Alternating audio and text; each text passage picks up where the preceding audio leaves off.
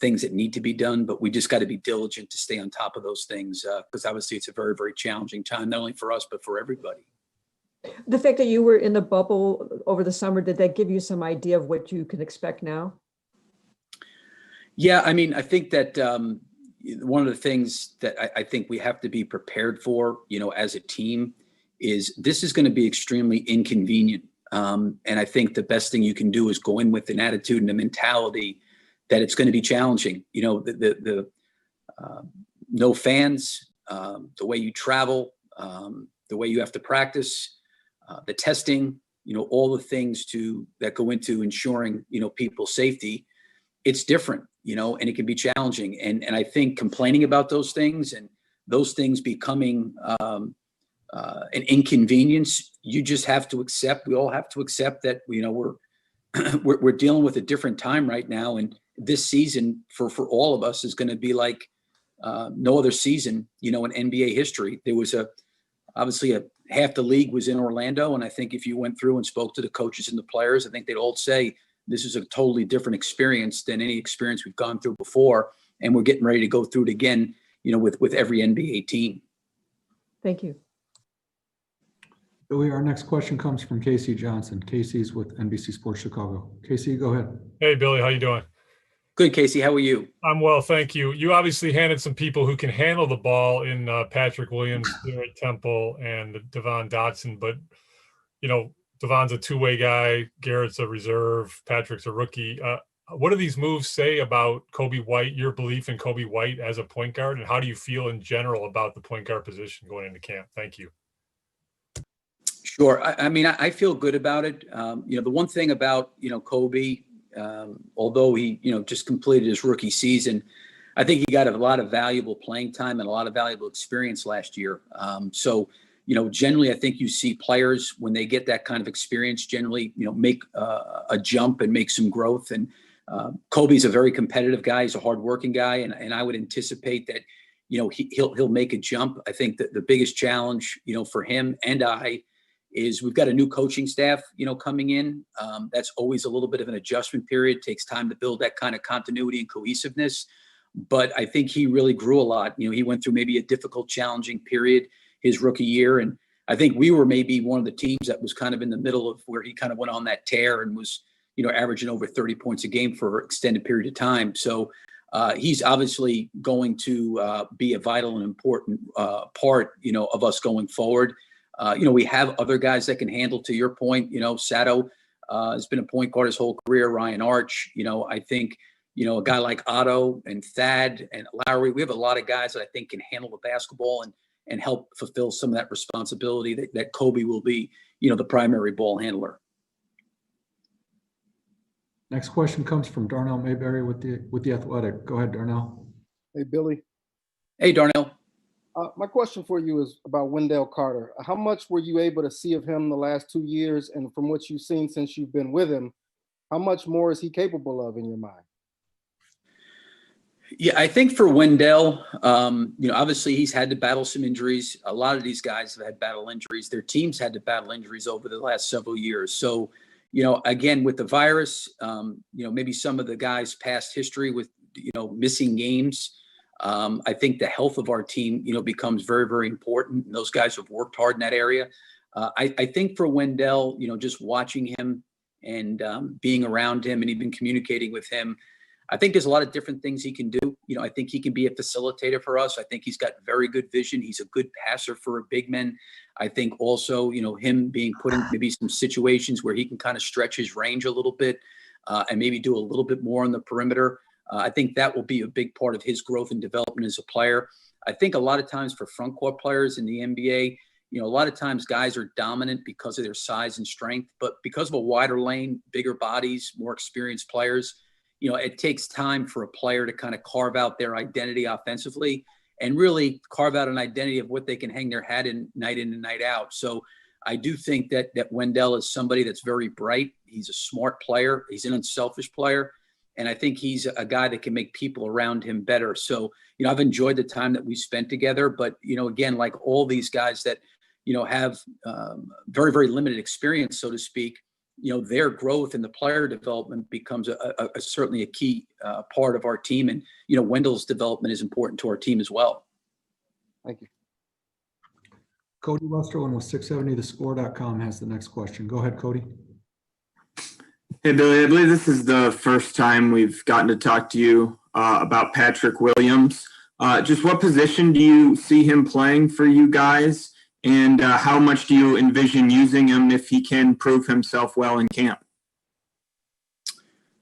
Well, the one thing that's going to be hard, not only for Patrick, but I think for all rookies, is you think about when the draft took place and just how different it is for them. Generally, they'd have a draft, there would be summer league, there'd be an acclimation process. They'd have the rest of the summer to get better, kind of absorb some of the experiences through summer league, get ready for training camp. There was kind of a build-up process for the rookies. That's really changed right now. These guys basically went through the draft not too long ago. Everybody's in market right now, and there's a lot that they got to learn. I would say, just looking at Patrick, for the short time that he's been here, I think defensively, he's got the ability and the capability to guard multiple positions, which I think in today's NBA is really, really important for forwards. I think he has been a point guard for a good part of his career growing up. I mean, for his size and the way he can handle the basketball and the way he can pass, I think that's really a positive. I think those things will certainly translate. I think when to shoot, when to pass, when to drive, being a young player, he'll learn those things. But the thing I've been really impressed with is getting a chance to meet his family, getting a chance to spend some time with him. He's a great kid, extremely humble, I think hardworking, wants to learn, wants to get better. But I do think that he has got tremendous upside and tremendous ability. And, I think for all, young players, and especially him, they're just getting drafted now, all these guys are trying to figure things out because things are moving so quickly. And really for him, it's any rookie, this is a totally different training camp right now than maybe what most rookies have ever been exposed to. But he's very, very gifted and very talented. And hopefully, he will continue to evolve, as a player. I think like anything with an extended 3-point line from college, a wider lane, bigger people, there'll be an adjustment of the speed and the pace and the size and the length of the game. But he's a guy, I think, that over time and the experiences he get, he'll be able to adjust to that. Thank you. Thank you.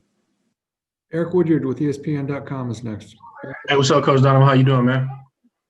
I'm doing great. How are you? Pretty good, pretty good. You talked about the challenges of, this season and what they bring, obviously, with the COVID-19 and everything. But what steps have you taken specifically? Zach LaVine talked about, including him and, certain things, you talking to him, like taking that approach. But what steps have you taken to make this as normal as possible in like the new NBA, I guess, that we're dealing with right now? Yeah, I mean, I think one of the things I've tried to share with the guys is my experience in Orlando, what that was like and just how different it was, and that we cannot really focus on how different things are. We've got to kind of really be what I would say elastic. We got to maybe roll with the punches. We're going to have to deal with things that are going to be inconvenient. We're going to have to focus on the things that we have control over. Some of these things in terms of lifestyle and what these guys have been accustomed to is going to be a little bit different. But the biggest thing I've tried to do with Zach or, Thad or Otto and some of the veteran guys is just spend time with them, share my experience in Orlando, talk to them about, the kind of the mentality we need to have coming into this camp, how we progress out and build out to try to create an identity on offense and defense. Those things are going to take time with the new coaching staff, them getting acclimated to me and our staff and me getting acclimated to them. And, the one thing that's been good, a lot of these guys came back to market to kind of work out and train and stay in shape. And it certainly gave myself and the rest of our staff time to really start to talk to those guys and spend time with them and get to know them better. All right. Good luck this year, Coach. Thank you. Yeah. Joe Kelly with the Sun-Times is up. Joe, go ahead. Billy, how you doing? I'm doing good, Joe. How are you? Good. Hey, not to throw the former coaching staff underneath the bus, but obviously some of the guys weren't thrilled with the offensive philosophy from last year and kind of expressed that. You have shown that you kind of change your offense to the personnel. What are you thinking about generally for this group as far as what they will flourish in, just like projected starting five of how they need to play and how they can be successful? Yeah, I think the one thing, Joe, watching them on film is I thought the group really competed and played hard. One of the things that I try to do, and I've obviously gone into different situations in college, going to Oklahoma City and now to Chicago, is I think the past is the past, and we need to focus on what's in front of us right now. I do think with this group, we have got to be really willing to. We've got to run, and we've got to really be willing to move and to cut and to help each other generate shots. I think that's going to be important for this group. I think the starting five for me, just it being so early, it would be hard to say what that would look like at this point in time. But I do think from an identity standpoint, what kind of shots can we create? How good of a shots can we create? I think, Zach is such a dynamic player offensively, but, we can't always rely on him being so dynamic. We got to rely on each other, so how can we build out a system offensively where, we're not only playing to guys' strengths, but we're creating a situation where maybe, the sum is greater than the parts, so to speak, where we're all helping each other. And I do think a lot of that now is we're going to have to move and cut and work to generate good shots. And I think that starts, on the rebound, being able to get out and run in transition. And I think it's really starts in the half court. We're going to have to really put forth a great effort. Now, I do think one of the challenges for us because of the season starting, how can we balance, as a coaching staff, as a medical staff, how do we balance that fine line of getting in great shape, but also understanding these guys need a ramp up time a little bit to get in shape. And, I think we've got to figure that out going forward. But I do think that we've got to be a team that's really willing to cut and move for each other. One more question, follow up that. I mean, Zach's used to being that big dog the last couple minutes of a game and taking those last second shots. Do you still promote that because of how you feel about him as a player? Or like you said, there's a sum there that has to be built up, and he doesn't seem to be an overly selfish guy, but how do you balance, yes, I want the ball in your hands in the last couple of minutes, but also I want you making the right decision so other guys can succeed in crunch time as well. I mean, just to build a culture of winning. Yeah, no, I think it's a good point. I think one of the things that happens when you're an elite player offensively like Zach is, I always say this, having Chris Paul, having Russell Westbrook, Paul George, the ball at the end of the game finds those guys. It just finds them.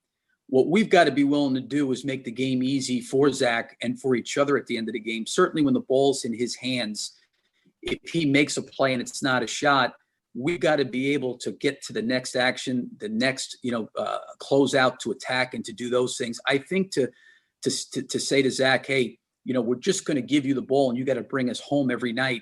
We got to help him. We got to help him, I think, through movement. We also got to help him if teams are really loading up on him. The next person may need to make a play. And we've got to all be responsible on the court to, in those situations, generate shots. But, if a team decides at the end of the game to trap Zach and to get the ball out of his hands and make someone else have to make a play, we're going to need some other guys to step up as well. I think that's something that's going to be important for this group to try to build out, when we get in a training camp of, how we can all play off each other and help each other. And listen, Zach is a guy that can get a shot anytime he wants, and teams are going to probably not want the ball in his hands, but it may lead to somebody else having to make a play. And we've all got to be willing to try to step up and make the next best play. Thanks, Billy. Thank you. Billy, our next question comes from Josh Friedman with WGN TV. Josh, go ahead. Hey, Billy. Question Hello. about good, thanks. Question about Lauri Markkanen. Now that you've got a chance to study up the film, work with him now for a little bit as well.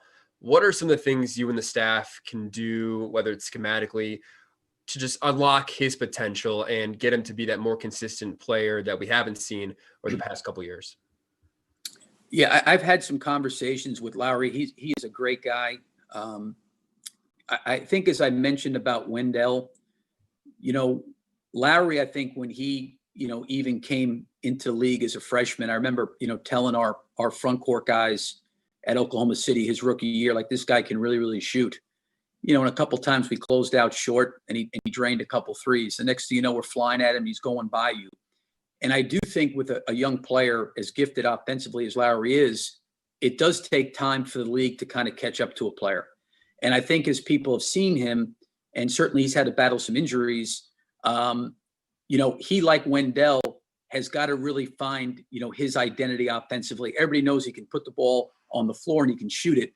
But, can we, to your point, try to create some situations for him, where he becomes a little bit more difficult to guard? And I think it's twofold. I think one, it's, him understanding how to attack size mismatches. I think the other part of it too is having the team having recognition, in transition of when he's open to find him, because when you close to him, he's got enough skill to go by you.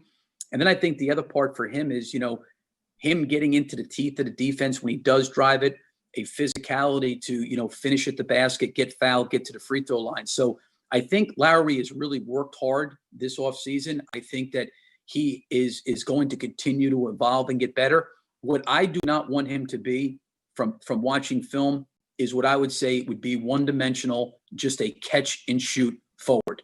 I think those guys become too easy to guard. So there's a part for him, for Wendell, for Coby. They're young players. There's a development piece that they will get better and grow through their experiences, and how can we help him grow and get better? And then, in fairness to him, he's battled a lot of injuries. He's missed time, and it's hard, when you're in and out, you're trying to get your rhythm and your timing back. Those things can be challenging. So I think he's a very unique player. We've got to help him. He's got to help himself. But I think he's really, really open-minded because he can do a lot of different things. But, like I had, Gallinari last year, in Oklahoma City, and he was a real problem because, he at times could post, against smaller people. He ended up getting to the free throw line. You could kind of create mismatches, with him because of just his experience. I mean, he's 31 years old. I think these experiences that Lauri are going through right now is only going to help him get better as a player. And we, I think, as a coaching staff, have got to try to help him as well. Rob Schaefer has the next question. Rob's with NBC Sports Chicago. Go ahead, Rob. Hey, Billy, how are you? Good. How you doing? Good, good. Wanted to follow up on something you said about Coby earlier and then touched on a little bit in your last answer, how you could foresee him making a jump this year. I'm wondering what specifically in his game do you want to see from him in terms of development, in terms of improvement that could facilitate that jump? Well, I think one of the things that was really great for me, having a guy like Chris Paul last year or even Russell Westbrook, they are great verbal leaders. And I do think as a young player like Coby, there was times last year he was on the ball. There was times he was on the ball, and he's obviously had some incredible runs scoring. But I think when you're at the point guard position, you've got to find ways to make the people around you better. And a lot of times that's through communication, that's through talking. I think that's an area that he, as he gets more and more experience, will be able to do. I think for him, I think the hardest position to go from high school to college or college to the NBA is playing the point guard position, because you're running the team, you're making decisions when you're out there, you've got to communicate, you got to do those things. And at the same point, he was a rookie last year and he's going through his own transition, his own experience as a player. That's a lot to put on him. So I think maybe the next step for him would be, he's a great competitor. He's really, really emotional in a good way. Like he really cares and he's passionate. How do you take that and now have that impact the rest of the group? And I think that would be the next step for him in terms of what kind of vocal leader can he become, as a point guard. And another one for me quickly. Obviously, a lot of front office change this offseason, coaching staff overhaul. The roster is pretty similar. So that can mean continuity. It also hasn't, the roster hasn't performed up to the standard that they want to the last few years. What benchmarks are you looking for in your first season so that at the end of the year, to have this season be considered a success? Well, I think the first thing is we've got to create some kind of continuity with the group. That's going to be really, really important. They don't know me other than the time that I've been here. We've never gone through a game together or anything. So we're learning each other. I think that's important. And myself and the staff have spent a lot of time with these guys, over the last, several weeks. That's been important. I think the other part of it too for us is we have to, because I think last year we were the second youngest team in the NBA. We have got to have an everyday mentality of improvement and growth. We've got to continually get better and improve. I do think when you look at just to focus on the results, I've been around the game where, your team goes out there and doesn't play particularly well and you win. And there's also been times you play really, really well and you lose. What kind of standards, what kind of identity are we trying to play to night in and night out? And are we getting better inside that identity? And are we improving? And I think that's what you want to see on a regular basis is, having the standards and having an identity that you're trying to play to, and then trying to reach those standards night in and night out and in practice. But it all comes down to, can we continue as a group, to get better? I also think the other part that's important in growth is going to be how well we can handle adversity. There's a lot of games to be played. There's ups and downs for every team in an NBA season. How well can you bounce back from adversity? How well can you bounce back from successes? Where if you do win some games in a row, can you keep a level of humility to keep trying to grow and get better? When you hit a little bit of adversity, can you come in the next day with an attitude that we got to keep getting better and improving? And I think that, for teams that want to really compete at a high level, it's as much mental as it is physical. And I think for our group, we've got to focus on the constant improvement as a team day in and day out. Thank you. Billy, our next question here comes from Dwayne Rankin with the Arizona Republic. Dwayne, go ahead, please.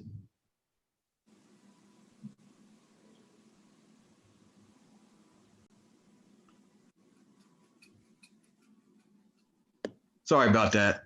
Coach, obviously, coaching Chris Paul last year, you obviously worked with Monty, played against the Suns in the bubble. When you see Paul going to Phoenix, knowing Monty and knowing the team the Suns have put together, how do you sense, how good can they be in obviously the very difficult Western Conference?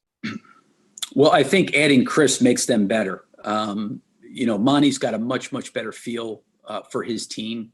I know Chris will come in there and bring incredible value to their group. Obviously, the guy's got a wealth of experience. He's a great competitor. He's an unbelievable worker. I just got done talking about, improvement, daily improvement. I would say for him, he is striving every second of every day to try to find a way to gain an advantage and get better. And I think he'll bring that mentality to Phoenix. Obviously, he and Monty have a relationship, from their time in New Orleans. I think it's a great situation where, Chris will really be able to help, Devin Booker. I think Devin will be able to help him.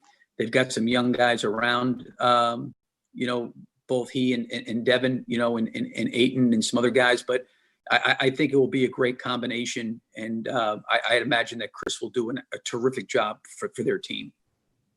Thanks, Coach. Thanks. Sam Smith with Bulls.com is up. Go ahead, Sam.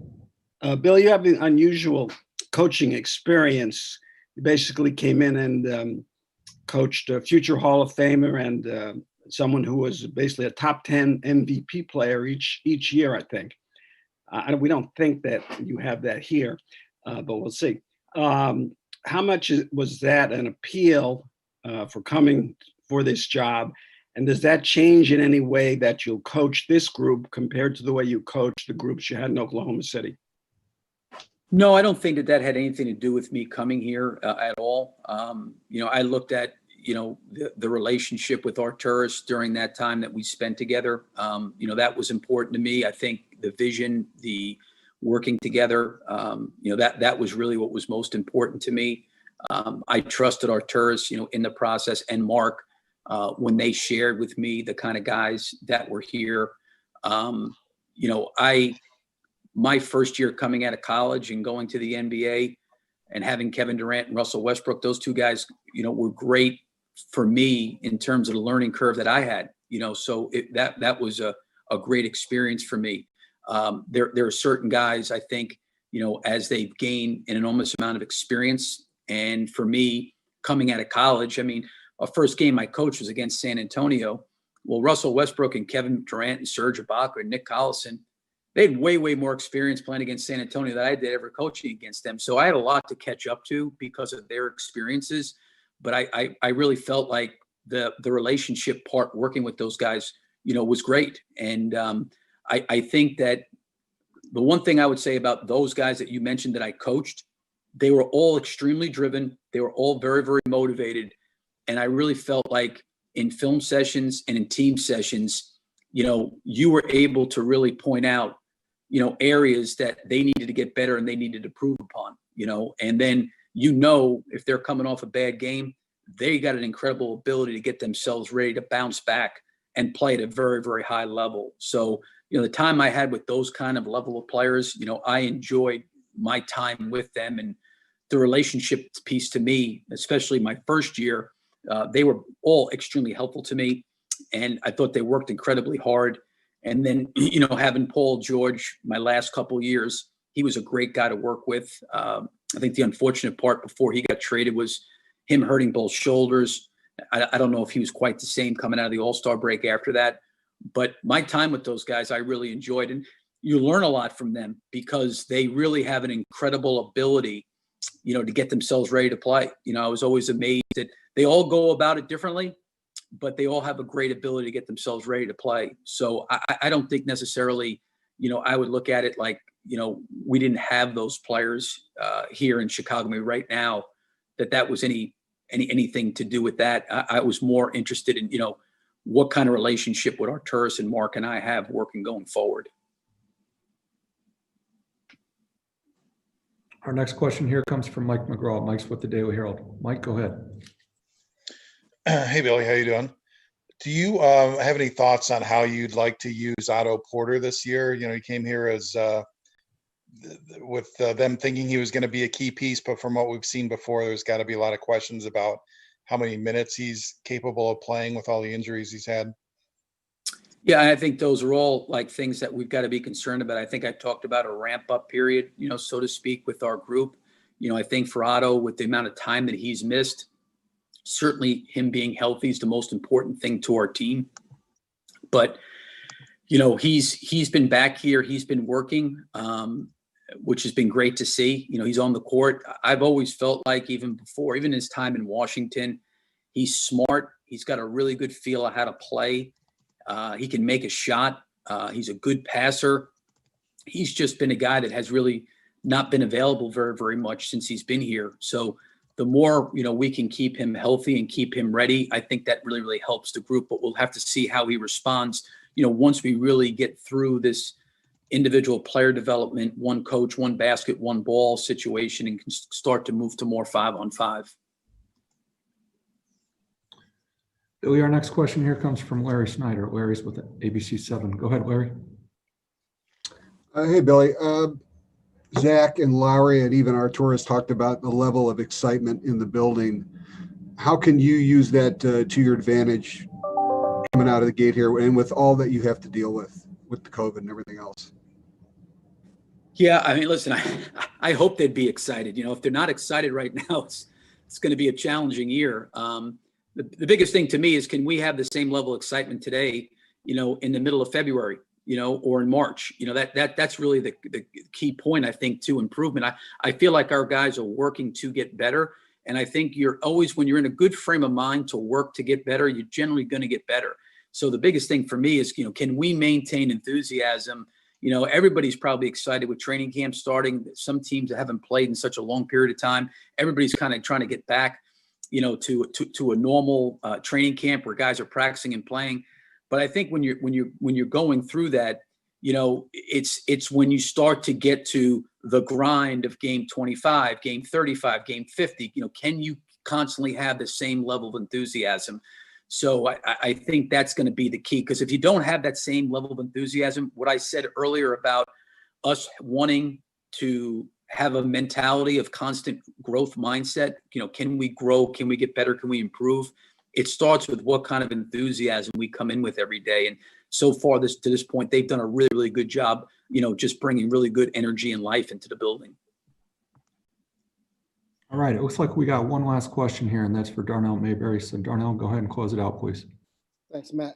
Billy, just what about the assistant coaches? You were able to bring some guys with you from OKC, but could you give us a breakdown of some of the relationships you have with these guys that you brought, and maybe detail some of the roles and responsibilities that each of them will have?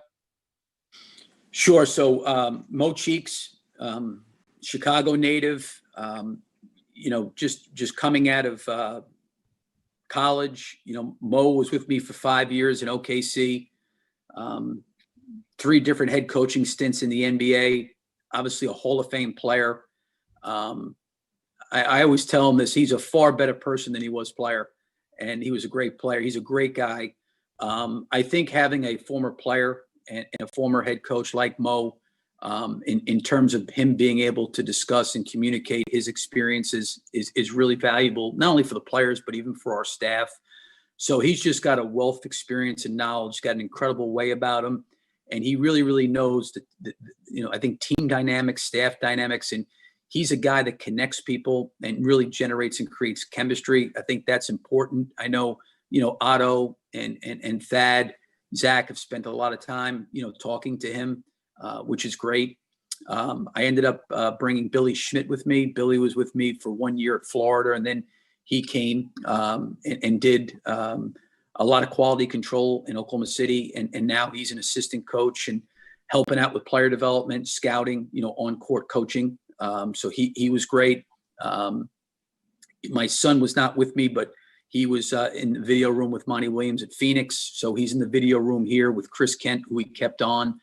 The other person that I hired was Josh Longstaff. Josh worked in Oklahoma City before I got there. And actually, when he was the G League coach for Milwaukee, we tried to hire him. He stayed on with Bud there in Milwaukee. And then, always had a lot of respect for Josh, hired him here. Great worker, really good relationship with players, really knows the game.